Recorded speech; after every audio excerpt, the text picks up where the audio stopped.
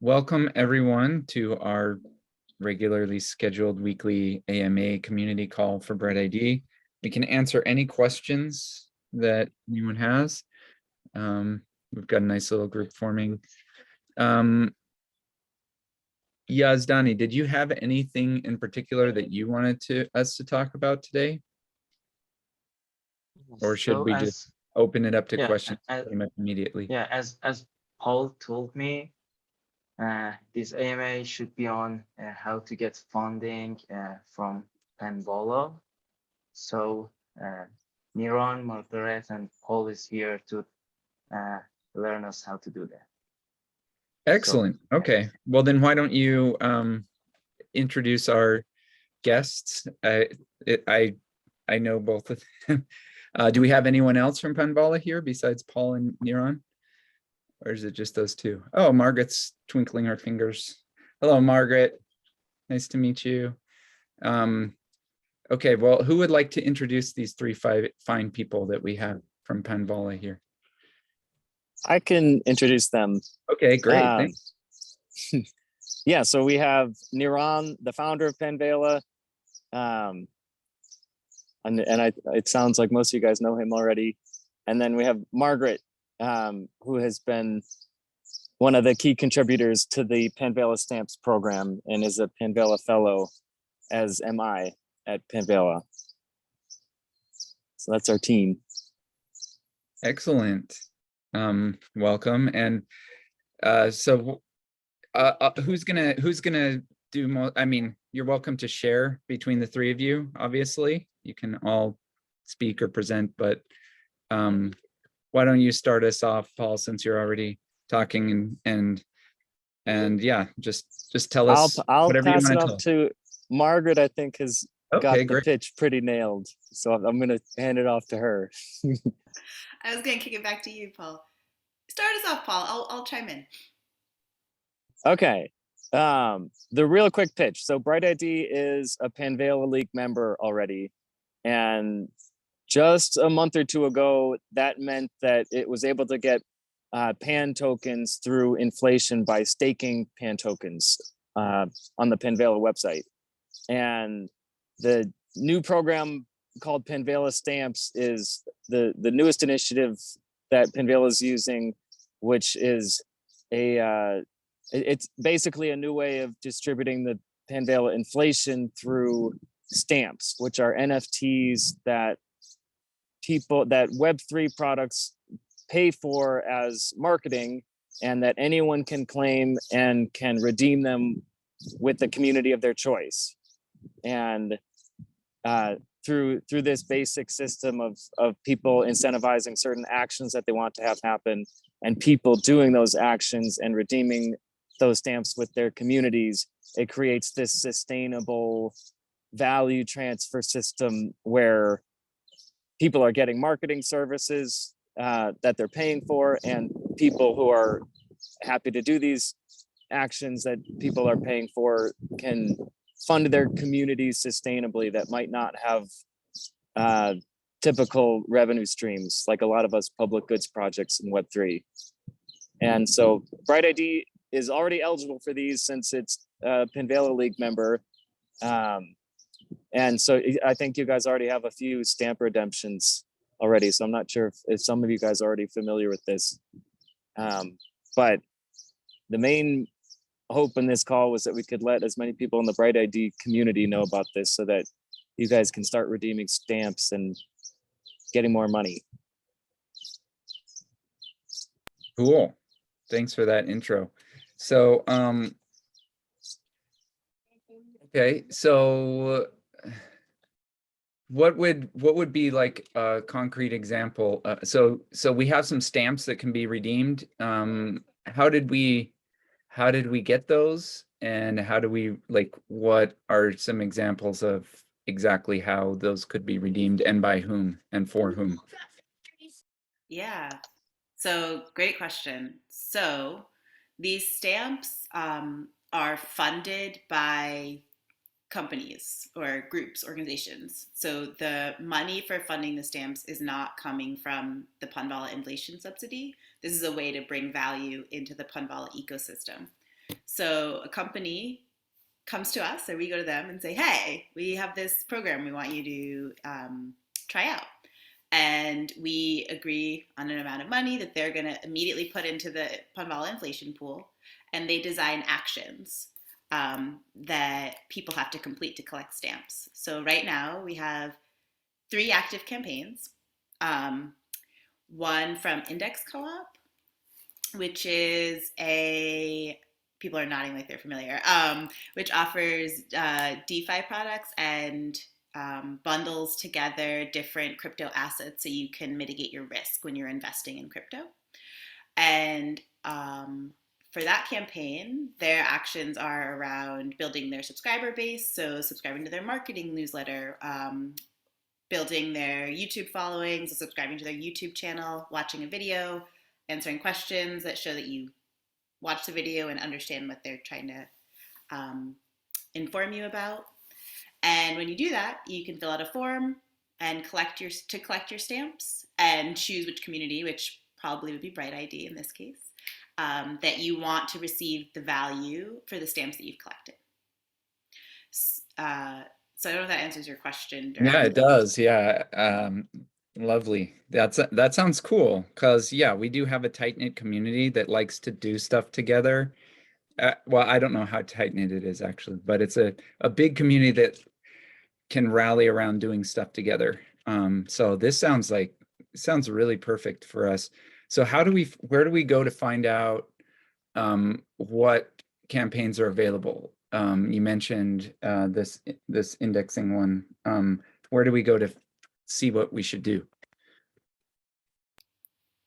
Yeah, if you go to panvala.com/stamps, which I'll put in the chat here, all of our active campaigns are listed there. And you'll see for each campaign, there's a claim stamp button that you can click, and that'll take you to a form to fill out. It'll have the instructions of the actions you need to do, as well as the proof of action that you need to fill out in order to actually receive your stamp. Oh, this is cool. Yeah, so I see I see a couple by Opolis, which is cool. We like Opolis. We've had them on our AMA before, and yeah, I think they're really a cool initiative, especially for people who are based in the United States.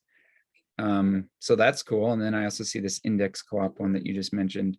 And then at the bottom, I see Panvala IRL stamp, in real life stamp. Is there anything you want to say about that? I can't immediately tell what that is just by looking at it. What is that? Yeah, so that's an experiment we're doing to use stamps to market our own program, put our money where our mouth is.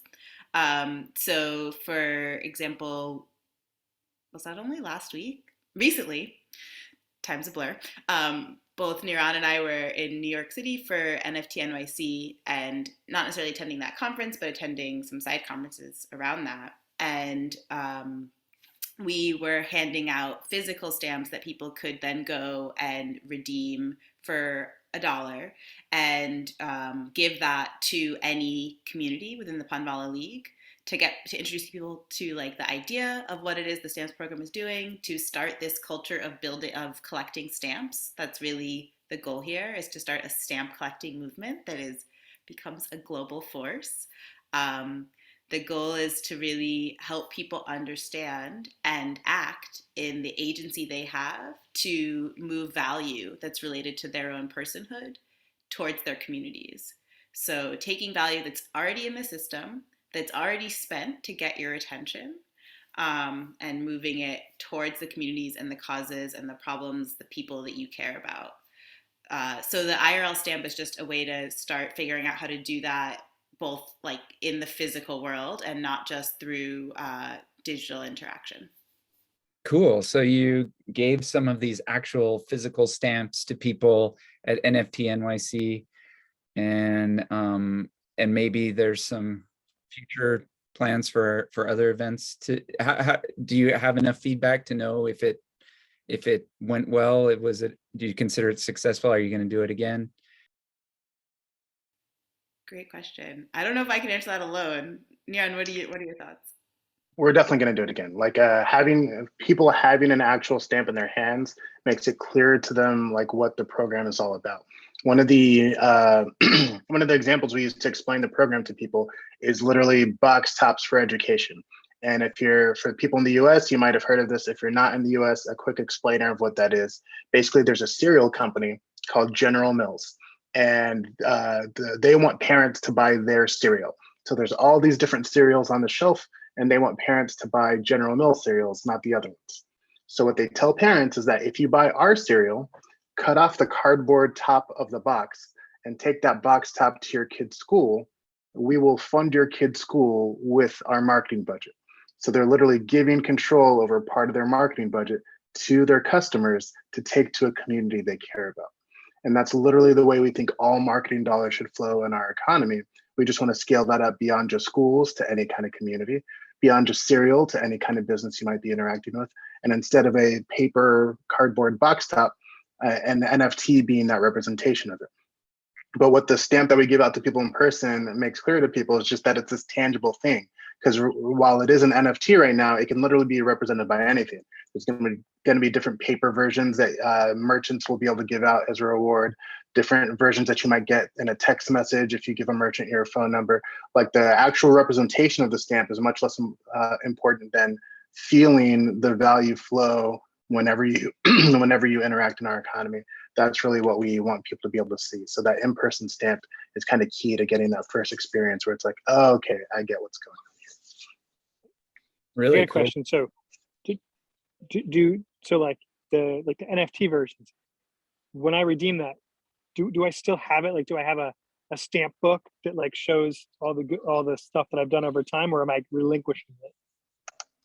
So what you get to keep as a collectible forever in your wallet is a redeemed version of the stamp. So the one that you keep isn't worth anything anymore, but you do get that collectible to be able to show off to everybody your giant collection of Panvala. So I can see, cool, here's the 80 stamps that I got from all the different things. Okay, good. I was afraid that like redemption lost that, but good. Also, I'm curious. So you've been talking about like dollar denomination so far, but pan inflation is in pan. So curious how those things play together. Great question. So the best way to think about pan is as the least interesting part of what we do. That is, what we're trying to do is organize a mass movement of communities and their members to shift value from marketing middlemen like Facebook and Google into their own communities. That's the main event. We just happen to be using a token to kickstart what we do. So really the reason why they're dollar denominated is because A, everybody understands how dollars work. Everybody knows what that's worth. And B, because the system literally is not dependent on pan. So the way to think about it is when there's a surplus, like there has been since Panvala's inception, of more value coming out of the system than what's coming in from sponsors, that there's this surplus to be able to allocate. So we redeem basically each stamp at the face value in pan. When we're allocating it, you're basically getting the face value of the stamps that have been redeemed for your community. Whatever's left, that surplus, is divided among the communities that are actually staking. So BrightID, I think, is fully staked within Panvala. So your community would be one of the ones that's actually dividing up the surplus in addition to the stamps that you collect. In the end game of Panvala, there will be no surplus. We know we're going to get to a point where there's no surplus, and actually the common need of Panvala will be needed to be funded by something, basically contributions from the member communities. So you can think of that as dues that are taken out of the stamps that your community collects. So that's the eventual way that Panvala's common needs will be funded. The communities that are fully staked will effectively get dues credits. So your community will be paying less in dues than a community that owns no pan, but is collecting stamps. So staking pan is not a prerequisite to be able to collect stamps in Panvala, but it does give you a share of the surplus. And in the end game of Panvala, it gives you less dues that your community is paying from the stamps that your community collects. And when a sponsor is setting one of these things up, so say someone comes and they're like, hey, I want to spend $10,000 to be part of the stamps program. how does that actually play? Do they go ahead and buy $10,000 worth of pan at that point, or how does that? So that is literally what they do. The method of payment for Panvala Stamps is a Uniswap link that takes in USDC and whatever amount of the face value that they're trying to mint, swaps it for Pan, and transfers it back into Panvala's token supply. So that's literally what's happening. Yes, on mainnet. So the eventual outcome is that we want a flow of value going into the system from sponsors minting stamps, a flow of value going out to communities that are collecting stamps. And really the PAN token just ends up mediating that flow. So it's much different in terms of what the token is for than most systems. The token, when you think about why people are buying the token, it's not necessarily to stake. Like some people do want those dues credits. They do want to be able to divide the surplus. Like that is a reason to hold it. But really, the reason that we expect most people to hold it is if they think the flow of value going in and the flow of value out is going to be strong. Because the stronger that flow is, the more it makes sense to temporarily store some value in that flow. And that's literally what's happening with every national currency that exists. You're temporarily storing value in the tax receipts of a nation and the economic productivity of a nation. That's what it means to hold US dollars. That's what it means to hold euro. Like that's what we intend PAN to function as. It's not something that you, it's not a utility-based sort of thing. It's designed to be able to, in a stable way, mediate that flow of value coming from sponsors and going to communities.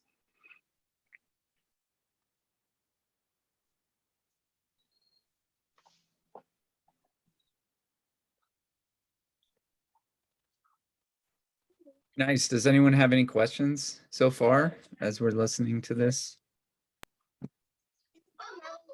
I think it's really cool.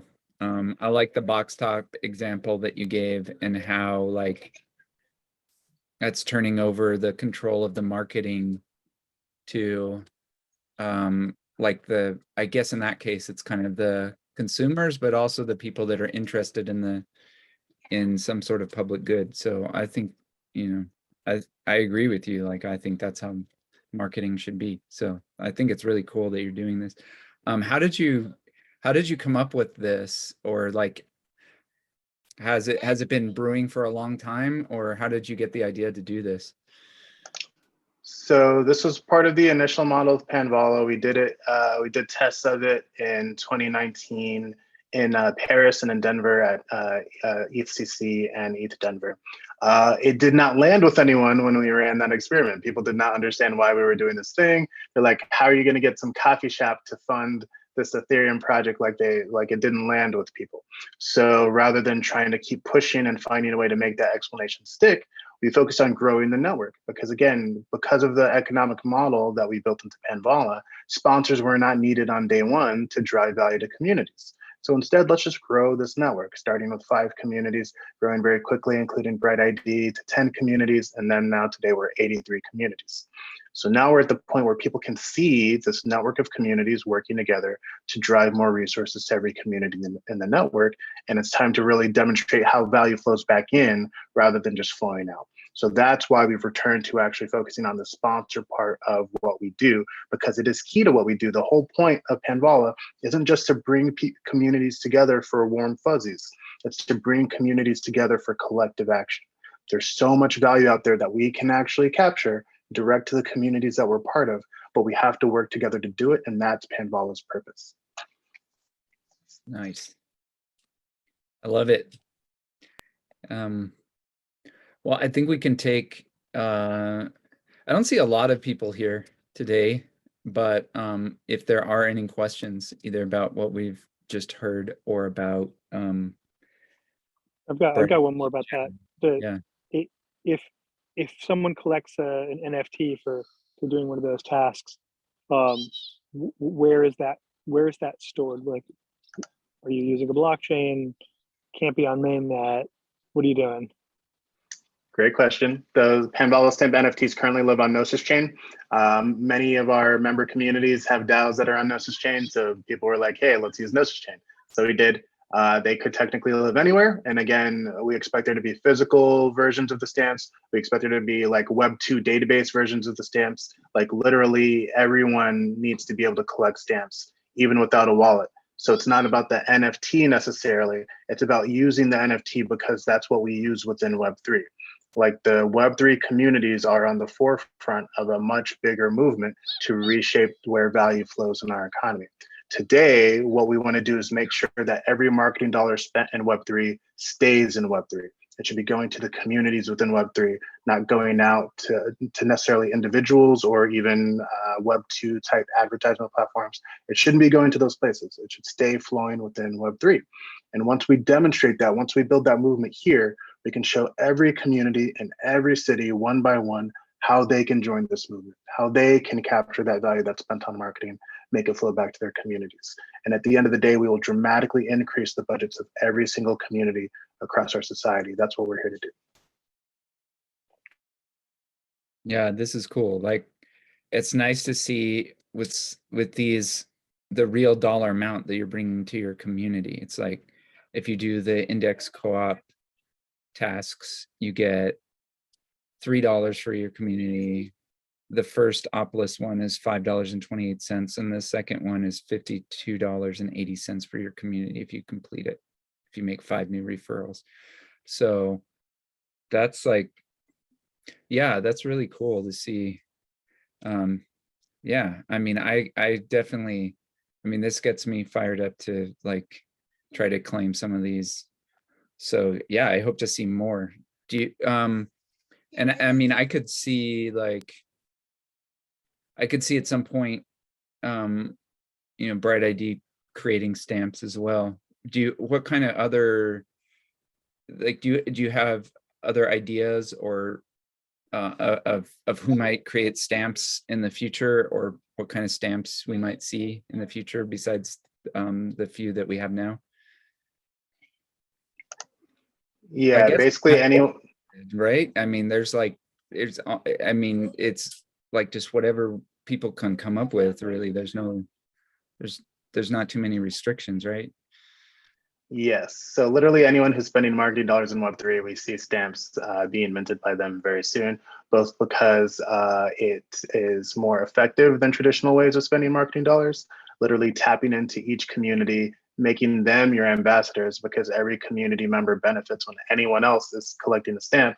Like, it just makes people want to actually go claim the stamps. It's the reason why we're here today talking about Index Co-op Monopolis. Like, that it just works. Like, otherwise there would be no conversation about those companies on this call. It's communities as a method of spending marketing dollars just more effective. And then secondly, again, we want to establish that principle that marketing dollars in Web3 stay within Web3. And there's so many people who that resonates with, because this is all about community ownership. It's all about community first organizing, but people are spending marketing dollars in a way that does not flow that way.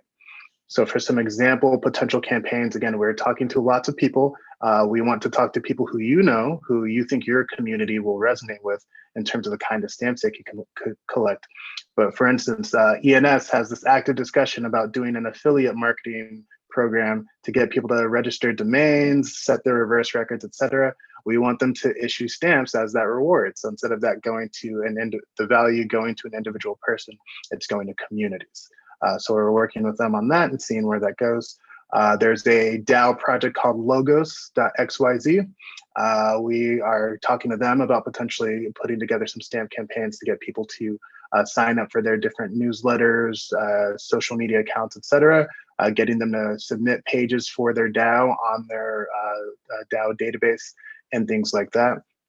And there's basically a project across Web3, like everyone has some KPI that they're trying to get people to hit. It's like, hey, if more people would do this action, everything would be better for us. And stamps are the way to get that done universally. It mobilizes every community across across Web3 to make that happen. I really like this. And we've done some marketing with Panvala in the past, like we marketed our BrightDAO launch with Panvala, so we appreciate the help there. And the next thing that we need to market, I think this is the way to go. I'm really sold on this. So I'm really glad that you guys came and pitched this to us, because like Yeah, and I'm going to suggest to if I hear about any other projects that are going to launch a marketing campaign, I'll definitely point them in this direction, because I think Panvala Stamps is really awesome. Like, I loved it. I love that, and I love that you came up with this new that it took years to get to where you could like actually be able to pitch this, but I'm glad that we're here now, because I think this is really good. I wonder if now's a good time to pivot to how we intersect. So you need civil resistance in a system like this. You know, when, at the beginning when it's little, there's probably not that much, but at some point, if there's money involved in things, people will take advantage. Someone can figure out how to run a script so it looks like many people did the index cooperative. You know, Opolis, that's actually requiring like referrals, but the index cooperative, sure, someone could civil attack that system. What are you doing about civil resistance? Yeah, so currently we do very limited things to prevent to address civil resistance. So you're totally right. We could benefit from BrightID in that way. We literally just check email addresses and Ethereum addresses and try to prevent duplicates in that way. But if it's like, hey, like you get stamps if you have like a connected BrightID account, I think that could actually make a big impact on making this easier to scale. I'll give the example. I also think that maybe. Oh, sorry. Go ahead, Philip. I was going to give I love this example from Rabbit Hole. So Rabbit Hole uses BrightID for civil resistance, and they always found that kind of annoying because, you know, it makes the funnel harder, it's more work. And then one time, unbeknownst to them, they forgot to turn on BrightID as a requirement, and within hours, all of the rewards were gone. Thousands of civil attacks had happened on the system, and like they thought, whoa, what's going on with this campaign? It turned out that just the bad guys had found it, and they're good at sharing with their other friends. They're the bad guys that know how to attack things. And so, like, begrudgingly, now they always turn BrightID back on, because otherwise, unfortunately, it's always like it's a small group of bad actors that ruin it for everybody else. Like, we shouldn't need to have a bunch of civil resistance, but unfortunately, the few bad actors always come in and muck it up for everybody. I'm with you there. This is something we definitely want to help out with if we can, to keep the bad actors from messing this up. So yeah, we'll definitely look into helping with that integration. Looking forward to it. It should be pretty simple, because it's just like, you know, you register, as far as I understand, you register an Ethereum address and collect an NFT. The real life is going to be obviously much easier. You probably don't need BrightID for that, but for the ones that are tied to an Ethereum address, you can just link that Ethereum address to a BrightID, and then you know that each person only gets one Ethereum address. So yeah, that's a good way to do it. Should be pretty simple. Yeah, and at the end of the day, like, again, we want this to be far outside of Web3, where people are literally like, they won't have an Ethereum address to provide. They'll just be saying, I want this funding to go to my community, and providing their email address. So the earlier we can make BrightID a key part of this movement, that makes it clear to the sponsors that it's literally just one person getting one stamp when they're doing those lead generation type campaigns, things like signing up for a newsletter, subscribing to a YouTube channel. Like, if they can prove that, like, hey, it's a unique person getting this, that makes it easier for them to actually spend that money and get the results that they're looking for. So and I'm not even like yanking your chain here. I think this is something that we're gonna need to integrate soon. Yeah, we definitely need to do that. And yeah, you're right. It doesn't need to be an Ethereum address. It could just be any sort of unique identifier, email address, whatever, but link it to a BrightID. It makes it a lot stronger for civil resistance. Laurent, can you walk me through the current? So let's say I got that in real life stamp, okay, and I want to get that funding to a community. What do I actually do? Okay, I've got this physical thing. It's got a QR code on it or something? As a QR code and a mint code. So you need the QR code just takes you to panvala.com/stamps. And then the mint code is what you put in the form to prove that you received the physical thing They're not unique codes. It's just one code that gets you the NFT. So there's Oh, very yeah, right. little protection on this thing. Yep. Okay. All right. So I type in the secret word or whatever. And then how do I get that to a particular community? Community you want it to fund. So you're literally saying once you. Your words got cut out at the beginning of that. No problem. So when you claim the stamp, when you go to panvala.com/stamps and say, hey, I got this piece of paper, I want money for my community, that's the time that you're both getting that NFT and you're choosing which community should get the funds at the same time. It's literally in the same form. You're choosing the community that should get the funds when you redeem it. Okay.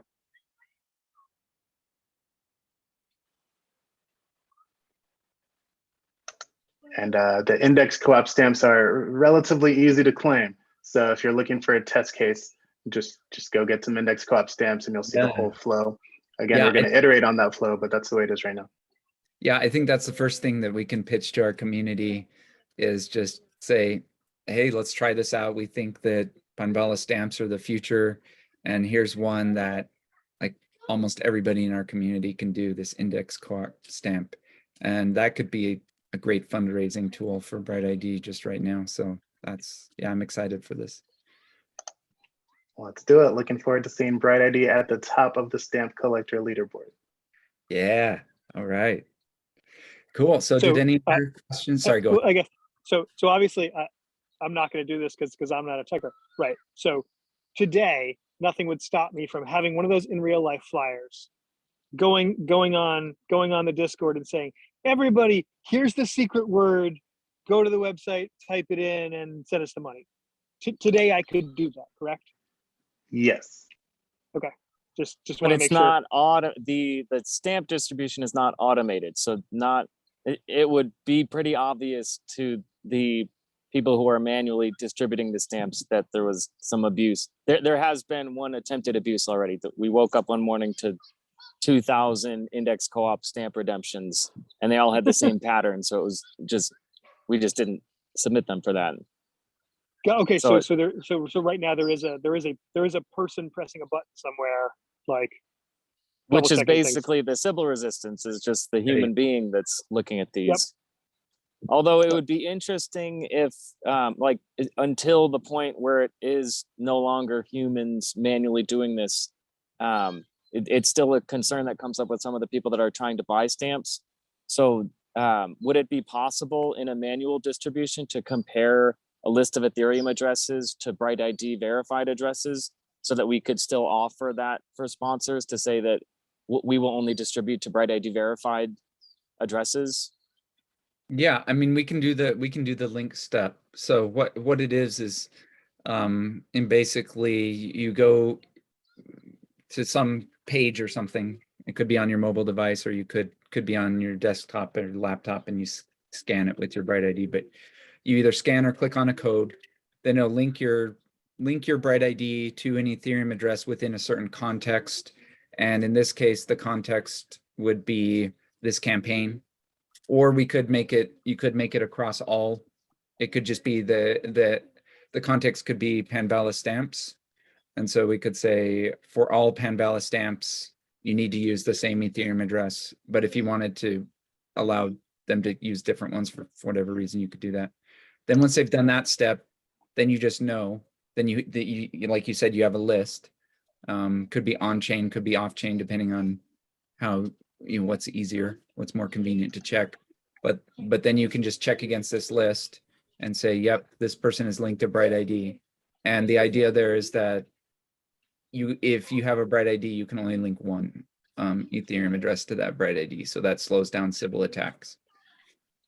So this is a new thing that I was not aware of. So you're saying that there's a feature in BrightID to not just like create your identity and have that be your unique thing that you vouch with other people for, but you can actually say, this is my Ethereum address that corresponds to this ID. So then I could just basically say, is there a BrightID tied to this Ethereum address, and know that that's a unique person? Right. So yeah. So what BrightID uses is it doesn't use the actual BrightID identifiers for apps. It has this layer of protection or abstraction, whatever you want to call it, that says, okay, we're going to use a different set of unique identifiers, and then those get linked to a BrightID.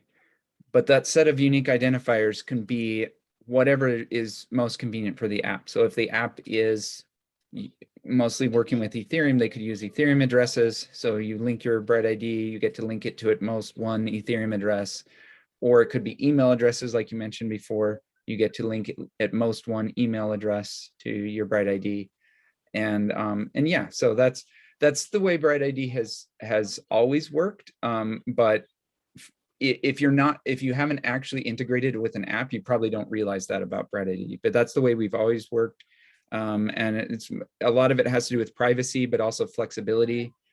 That the app can use whatever identifier they want, but also the privacy of being able to still be unique within an app or within a context, but not cross-link and say, because I linked my BrightID, now you know who I am in all these different apps and all these different contexts. You can still be private within each of those apps or contexts, but still be a unique person.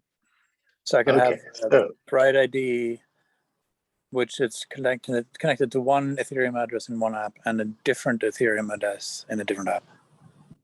Yeah, and there's no way to tell that you're the same. No one can tell that you're the same that you're the same person, unless you screw up in some other way, in some other. And there's plenty of ways to do that, but BrightID won't be the one that links those two things to you. Right. Okay. Thanks. So if someone has already connected an Ethereum address with their BrightID in one context for a specific app, can I, in a different app, use those connections, or are they private to that app? You can, if you do that, what you're essentially doing then is you're sharing that app, you're sharing that context. So let's say, for example, so early on, one of the earliest BrightID apps, which is now not really usable because of mainnet gas fees have gone up so much. But in the early days, there was this app called Burn Signal, which was pretty cool. You burn some ETH on mainnet, and then it allows you to vote for different things. And they said, well, we're just going to make a context. We're going to call our context Ethereum. And we're just going to say that if someone else wants to reuse this context, like a different app wants to reuse it, they can. And they made this cool little page called, I think it's still up and probably still works, ethereum.brightid.org. Maybe I'll share my screen real quick and I'll show you what it looks like. But okay, let me share Firefox. So, okay, so I'm going to go to ethereum.brightid.org. And yeah, so you can link your BrightID to an Ethereum account. And the idea here is if another app comes along and decides that they want to use this as their way of identifying unique people by Ethereum addresses, they can just use this as is. But if they wanted to give their users more privacy, then they could create their own smart contract and create their own, I guess, linking page or whatever. And then they could have privacy. So you could use a different Ethereum address for that app instead of using the same Ethereum address for all apps. So the app gets to choose. And we try to encourage apps to kind of keep things compartmentalized and not force users to cross-link themselves between apps. But we realize that sometimes just for convenience, you might want to do something like, so we have these really easy pre-existing ways to do it. This one, which is on mainnet, but other than that, it's an easy way to do it. And then we also have Discord as another way. You can just invite the BrightID Discord bot into your server, and the identifier, the unique identifier it uses is your Discord account number. And so you can use that across a bunch of different servers. But so if you get verified if you link it to your BrightID and your BrightID verified, then all you need to do when you come to a new server is just just give it a command that says like hello, or I think it's verify or something. And then it knows, okay, I've seen you before on a different server. We know you're BrightID verified, and it's super simple, and it doesn't require any coding from the app that's integrating it. So I would say in general, best practice is each application should have its own context and its own link. While there's some friction in getting BrightID verified, linking is not the friction. It's super simple. Linking is scan a QR code, and it pops open your BrightID, and you say, yeah, I want to link. And right, people, I'm linked to 15 different applications, and my 16th will be scan a QR code and click OK. So there's not a lot of drawback to having its own separate link and context, and it is sort of, from a privacy standpoint, security standpoint, the best practice. yeah, and we have people that help with integration. So we try to we try to point applications to some existing code and say, just basically copy this and you'll have something up and running. So it's pretty easy. Sounds good. I can definitely see a future where like a significant portion of the campaigns are kind of gated by BrightID, because like the sponsor wants to make sure that if they're getting leads, that they're unique leads rather than duplicate leads. The purchase ones are easy. You don't need BrightID for the purchase ones. But early on in our movement, most of the campaigns are going to be lead generation campaigns. So that proof of identity is going to be pretty important. Cool. Yeah. And it's always right. The first time there is friction to getting BrightID. It's just the reality. We wish it wasn't that way, but it is. The second time, it's super easy, right? So nobody complains the second time. They only complain the first time. Yeah, I totally get it. That friction is going to be there. We already onboarding new communities is already a fairly it requires a human touch right now. So it's just kind of including that in our new stamp collector orientation as just something you do like literally on that call when you're there isn't that much of a stretch for us. Yeah, and it's nice that you don't have to do all or nothing, right? It can be an option on any particular stamp, whether or not that's required, or it could even be tiered somehow. It's like, hey, if you're not BrightID verified, your community gets $2, and if you are BrightID verified, they get $5. There's all kinds of ways to split that. Makes sense. Yeah, but if we're worried about something like what you saw, like what Paul was talking about, where someone came in and clicked the button 2,000 times, and you want to automate something like that, then I think you probably do need an all or nothing gate, because you can't, it doesn't matter if you have a tiered amount. Someone could just come and drain all the funds with fake registration. So yeah, I think once we get to the point where things are more automated, BrightID becomes even more important. Hey guys, can I ask you another question? Yeah, please. Adam, hey, thanks. I didn't introduce myself. I'm Noak. You mentioned that you could copy paste code to get verified. Do you have any examples on non-EVM blockchains like Near, where they've integrated with BrightID? I'm building something on Near, and I'd like to. So far, we've only. I welcome a Near integration. What I'm not very familiar with Near. What smart contract language does it use? It's kind of like Solana, so it's Rust based, but it's not Solana. Right. It's not Yeah, compatible, so but it's Rust based. Yeah.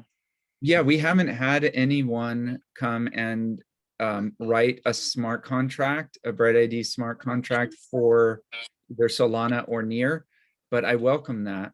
We have some templates, some code templates for deploy. You can basically just take the code as is and deploy it to a new address on any EVM compatible blockchain, and the smart contract will just work. So that's what we encourage applications to do, just to each have their own smart contract. And then what they end up with is a registry that has their own kind of white list of these are good. Ethereum addresses because these are the people. Exactly what I want, but Yeah, that's exactly what you gonna want. But And that's gonna be so- Solidity based, and Yeah. I need to be Rust based. Yeah. So Right. So And what okay, we need is we just need it- someone to look at that code and say, okay, I see what this is doing. I understand Solidity well enough to see what this is doing. And now I'm going to translate it into a Rust-based language, whatever Solana or Near are using. So yeah, let me share that with you. But if you go to GitHub and you search for BrightID, you can see all our repositories. And this one that I'm talking about now is called BrightID Smart Contract. And we would love to add some examples for other blockchains that are not EVM, because yeah, why not? Okay. and I would just point out that there are also non-blockchain integrations. So we've got a number of Web 2 integrations that don't use a blockchain at all. So like the way that Gitcoin worked up until recently was a Web 2. So there's those examples of code as well. Okay. All right. So then So it would all there's be certainly inside. nothing magical about the Solidity code. BrightID is not Right. tied to Solidity. Right. Right. And once you get to the point where you're actually writing the code, if you run into any questions, just come into our Discord. We've got an integration channel in there, and hopefully we can answer your questions. Do you have anyone there that knows Rust or? I know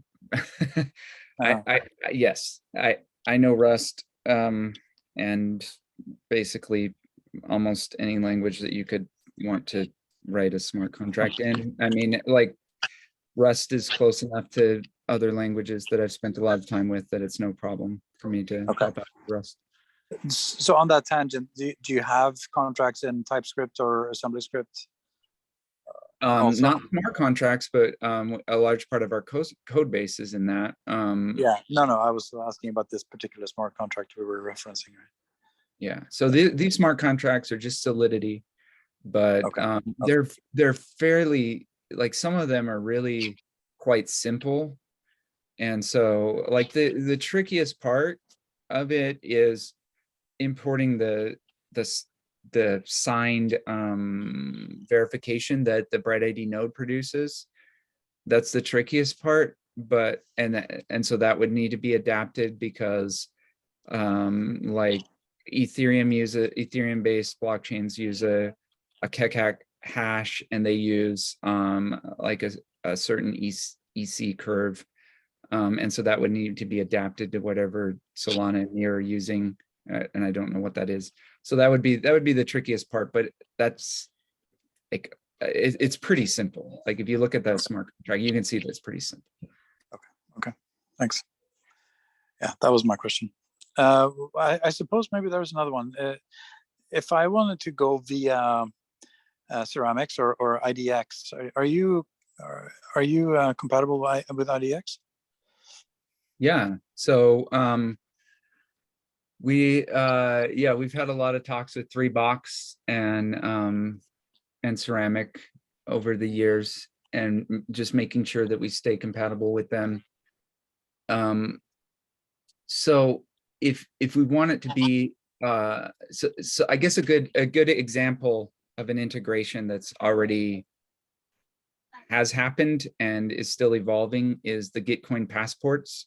They use Ceramic to store your BrightID verification in your passport. So they've already cracked that. So yeah, we can just follow their example. Their code is open source as well. So yeah, it's definitely compatible with Ceramic. Okay, but you're not there already. It's something you could do. You're not there already, right? No, I mean, Gitcoin's already doing it. So yeah, we can already do that. They converted they use DIDs, they use IDX, they use they basically converted the BrightID signed verification into a VC. So it's using the Web3 standards. So we're definitely compatible with that. We have examples of it working. Also, Orange Protocol converted the BrightID verification into into W3C compatible stuff. So yeah, definitely can use that. We have working examples and So as a newbie, how should I think about this? If I wanted to create an app on a non-EVM blockchain and I wanted to get Sybil resistance, is it easier for me to go straight to BrightID and only do BrightID, or would it be easier to go through Ceramics and pull like a Gitcoin passport? Which it'd one be would be easiest just to go straight through BrightID. And I think we would probably need to, and this is something we're willing to do because we want to support more protocols. We would add a new return type to the verifications endpoint in the BrightID API for the nodes, BrightID nodes, so that when you query a BrightID node, you can get back a verification that's in a format that works really well with Solana or Near. Because right now we have a very specific type. You can just add a parameter that says, I want a verification that works for Ethereum. You just add that parameter and you get one back that you can then just plug into an Ethereum smart contract. So we could do the same with Near and Solana. Shouldn't be. Okay.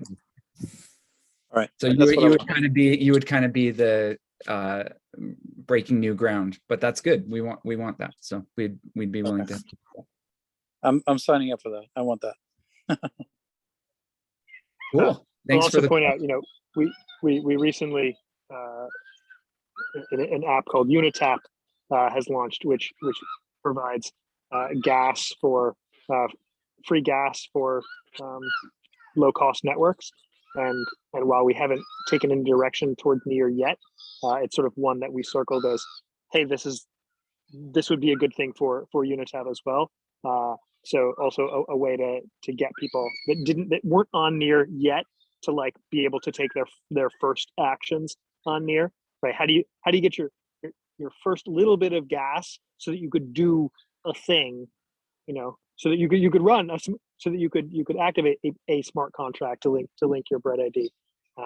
So if you do make progress on building that for Near, Unitap might be another way to help people that weren't already on Near get started there. That's cool. How do they get funding for that initial little bit of gas? We'd probably go to Near and say, wouldn't you like to get a bunch of users to be able to real users to come on, fund them a little bit of gas. We've seen so many faucets over the years fail because that small group of bad guys always ruins it for everybody. And BrightID just as the gating mechanism.